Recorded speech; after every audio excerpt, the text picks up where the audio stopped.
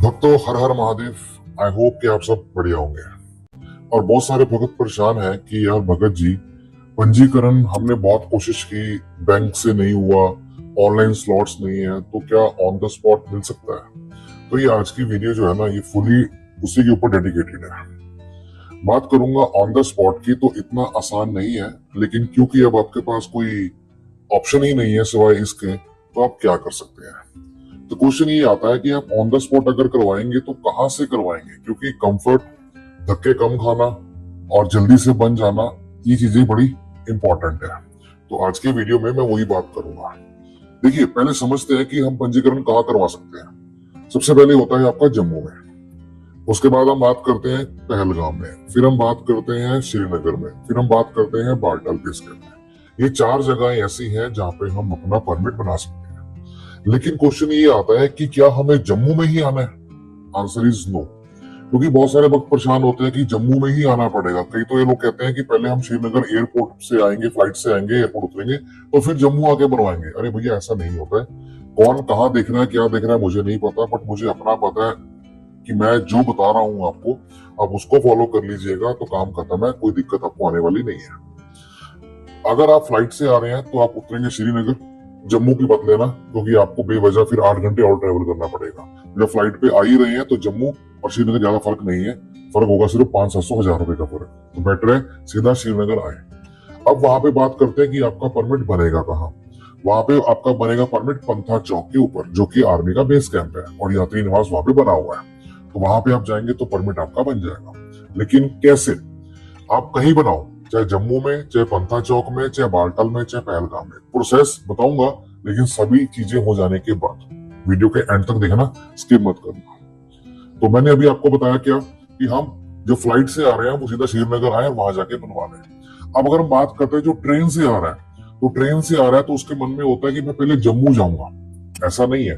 अगर आप श्रीनगर आना चाहते हैं तो वहां पे भी आके बना सकते हैं, क्योंकि जो पंथा चौक है सिर्फ फ्लाइट वालों के लिए नहीं है, वो ट्रेन वालों के लिए भी है, टैक्सी वालों के लिए भी है, बस वालों के लिए भी है। मतलब कुल मिला के वो ओवरऑल यात्रियों के लिए बेस कैंप है, जहाँ पे अपना परमिट आप बना सकते हैं। तो ये तो मैंने बात की श्रीनगर की।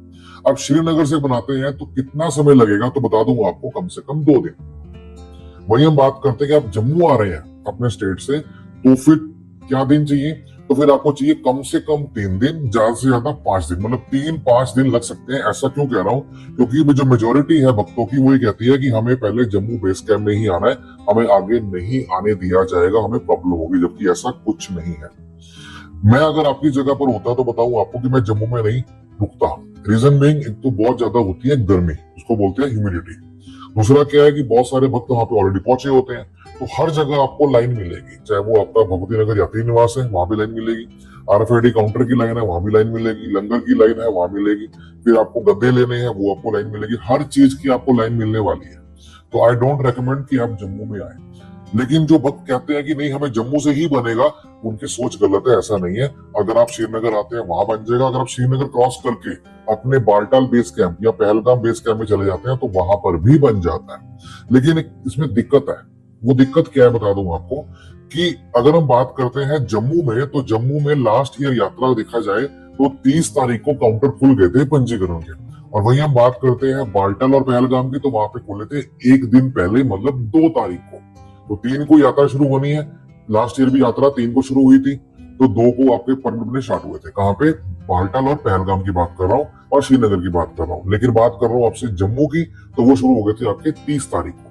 तो 30 तारीख का मतलब ये नहीं है कि आप 30 को लाइन में लगे और परमिट आपके हाथ में होगा, नहीं। प्रोसेस बहुत कॉम्प्लिकेटेड है। अब मैं आपको बताऊंगा, समझिएगा बात को, कि प्रोसेस है क्या ऑन द स्पॉट का। वीडियो को लाइक कर दे, फटाफट से बता रहा हूँ आपको। और चैनल पर नए है ना, तो इस यूजफुल कंटेंट के लिए सब्सक्राइब करना बिल्कुल ना भूलिएगा, और आप तक पहुंच सके, क्योंकि यात्रा अभी शुरू होनी है और आपको डिटेल वीडियो आती रहेंगी इन फ्यूचर्स यात्रा के संबंधित। तो बात करते हैं प्रोसेस क्या है। हम जम्मू में जा रहे हैं या श्रीनगर में जा रहे हैं या पंथा चौक में जा रहे हैं या फिर बाल्टाल या पहलगाम, सबसे पहला काम हमारा होता है कि हमें फॉर्म फिल करना होता है, जो कि यात्रा परमिट फॉर्म होता है, जो ऑलरेडी आपके पास था, जो हमने बैंक में अप्लाई किया था।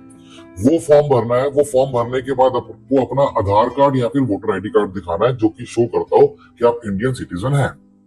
इसके बाद आपको अपने साथ 4 फोटो रखनी है। और आपको फोटो चाहे ना दिखाओ कोई दिक्कत नहीं, लेकिन पहले फॉर्म भरना होगा। फॉर्म भरने के बाद आपको अपना आधार कार्ड दिखाना है, आईडी दिखाना है, उसके बाद आपको टोकन मिलेगा। टोकन मिलने के बाद फिर आपका होता है मेडिकल। अब मेडिकल जिसके पास ऑलरेडी पहले से बना हुआ है, तो क्या वो मेडिकल दोबारा से बनाएगा? Answer is no.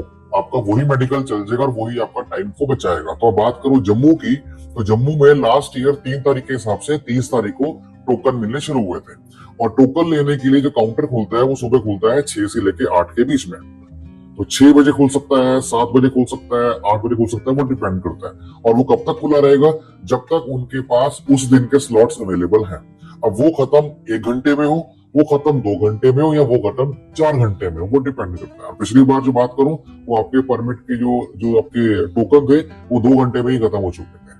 तो वो कोटा होता है, कितना होता है कोटा? 600 का कोटा होता है पर रूट का, 800 का होता है, 1000 का होता है, वो डिपेंड करता है। क्योंकि इस साल के देखने में क्या मिला है कि जो ऑनलाइन पंजीकरण थे वो आपके 3000 से कम होकर 2000 हो गया।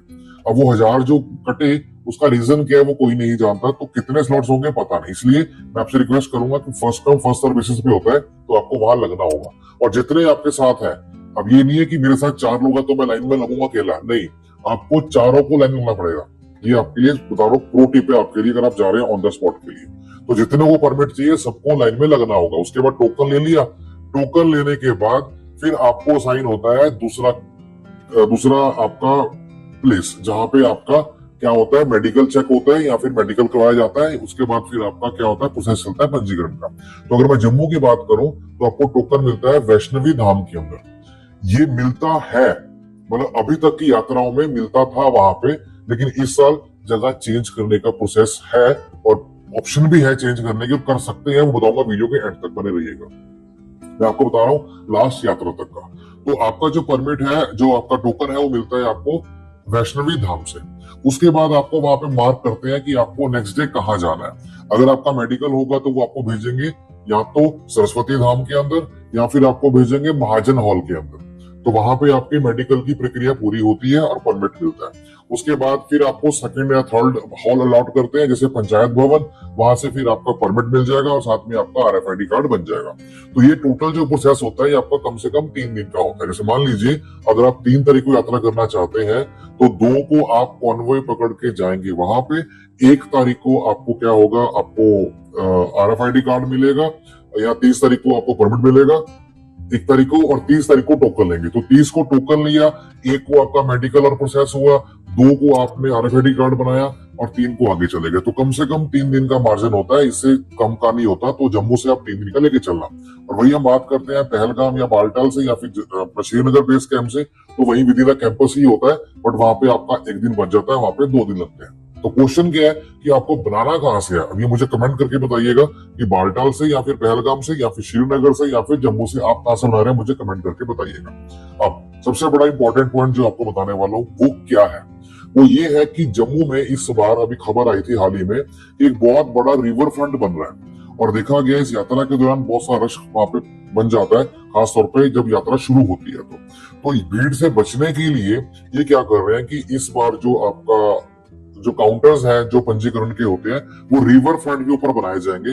और टूरिज्म को बढ़ावा देने के लिए वहां से JK की जो बसेस हैं स्टेट ट्रांसपोर्ट की, वो चलाई जाएंगी ताकि टूरिज्म को बढ़ावा मिले।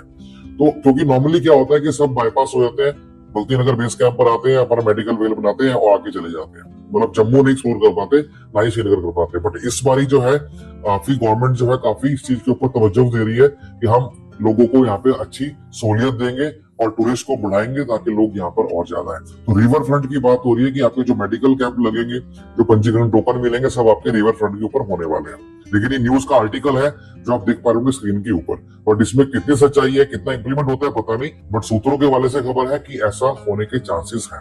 और वहीं हम बात करें RFID काउंटर की, तो जितने भी हमारे स्थायी निवास है, जैसे सरस्वती धाम है, वैष्णवी भवन है और आपका जो भगवती नगर बेस कैंप है, वो सब आपके एज इट इज रहेंगे जो आपके RFID काउंटर बनते हैं। स्टेशन के ऊपर भी हर साल बनता है, तो इस साल भी चांसेस है कि आपके वहीं मिलेंगे। क्योंकि रश जो होता है आपका बेसिकली वो किसका होता है, वो पंजीकरण का होता है। पंजीकरण कराने के लिए लोग आते हैं।